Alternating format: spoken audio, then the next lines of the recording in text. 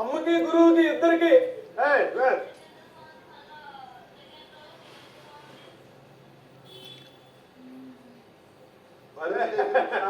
నమస్కారం sir. Thank you so much for the time Guruji. My pleasure. Nagababu గారు మీకు విషయం చెప్పాలి. స్టేజ్ మీదకి వచ్చినప్పుడు లాకెట్ లో ఒక రహస్యం ఉంది అన్నాడు. అందులో అమ్మ గురువు ఉంది అన్నాడు. అది లోపల తీసుకెళ్తా వీల్లేదు, నాకు ఇచ్చేసే అన్నాను. స్టేజ్ వదిలిపెట్టి వెళ్ళిపోయాడు. అది అసలు షాక్. కావాలి మీరంటేను నాగబాబు అంటేను అంత రెస్పెక్ట్. అలా అయ్యి నాన్న చాలా బాగా ఆడుతున్నారు. మా సార్కి ఎలా టైం దొరికిందమ్మా? ఆడక్కడి నుంచి వచ్చారు మీరు అమ్మాయిలు అందరూ కూడా చాలా బాగా ఆడుతున్నారు. కానీ నువ్వు మంచిగా ఆడుతున్నావు, ఇంకా నీ చూపించు, అంతేగాని నువ్వు ఎవరి గురించి ఆలోచించవద్దు. బర్నీ ప్రేమించిన వాళ్ళ కోసం ఆయన వచ్చేసారు అంతే. సార్ నాకు బిగ్ బాస్ హౌస్ లో ఇంతకు మించిన మూమెంట్ లేదు సార్. నాకు చాలు సార్. నాకు నిజంగా చాలు sir.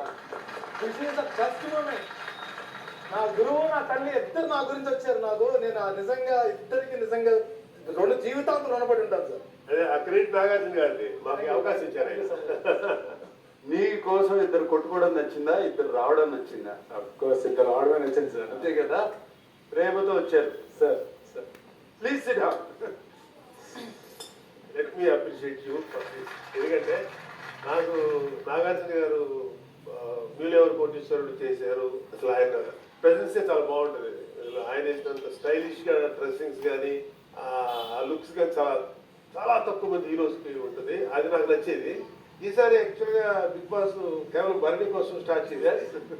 And I become your fan. ఎందుకంటే స్టేజ్ని కండక్ట్ చేయడం కానీ దీన్ని ఆర్గనైజ్ చేయడం కానీ అంత ఈజీ విషయం కాదు సార్.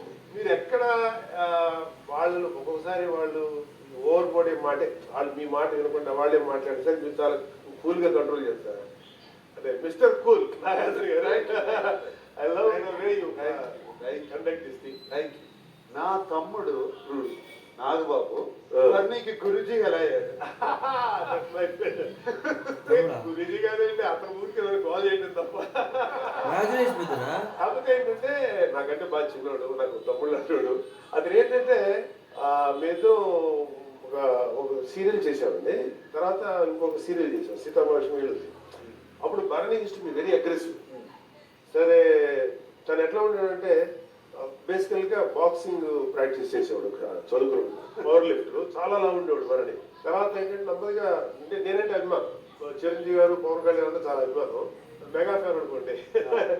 అయితే అట్లా మా ఇద్దరికి బాగా క్లోజ్ అయ్యాం. దానికి ఏంటంటే ఆ బాక్సింగ్ దీని వల్ల మరి అగ్రెషన్స్ ఎలా వచ్చింది తెలీదు, కొట్టి మాట్లాడేవాడు. ఎవరన్నా సరే ఒక్క చిన్న తేడాగా మాట్లాడితే ఫస్ట్ కొట్టేవాడా, ముఖం మీద కొట్టేసి మాట్లాడాడు. చాలా అగ్రెసివ్ ఫీల్. ఇది నాట్ సో సాఫ్ట్. ఇక్కడ హౌస్ లో బర్నీ అది కాదు. ఇక్కడ కనిపించే బర్నీకి అంటే ఇప్పుడు బయట కూడా అంత సాఫ్ట్ గా ఉన్నాడు. బట్ నాకు పరిచయం కొత్తలో బర్నీ మాత్రం చాలా అగ్రెసివ్, వెల్ అగ్రెసివ్. చాలాసార్లు తిట్టేవాడు కూడా, అలా కొట్టకూడదు, ఆవేశపడకూడదు అని. వాళ్ళ అమ్మగారు కూడా బాగా తెలుసు బర్నీ అగ్రెసివ్.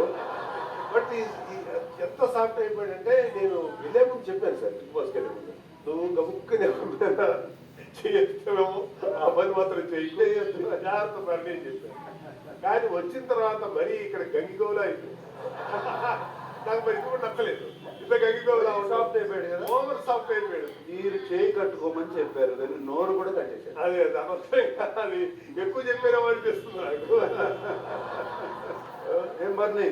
లేదు సార్, అంటే నాట్ ఓన్లీ మాట చేయి కాదు సార్, అంటే ఓవరాల్ గా నా తప్పులు కరెక్ట్ చేసుకునే దాంట్లో అంటే ఒక మార్గాన్ని చూపించింది కూడా ఆయనే సార్. అదంతా నా లైఫ్ మీద పడింది. మార్గాన్ని చూపించిన గురువే చెప్తున్నారు సార్ ఇంత సాఫ్ట్ గా ఉండటం కరెక్ట్ కాదని. నాగబాబు గారు మీరు చెప్తేనే వింటాడు బర్నీ. కొంచెం ఆ శంఖంలో తీర్థం పోయింది. ఇప్పుడు బిగ్ బాస్ అనేది ఇప్పుడు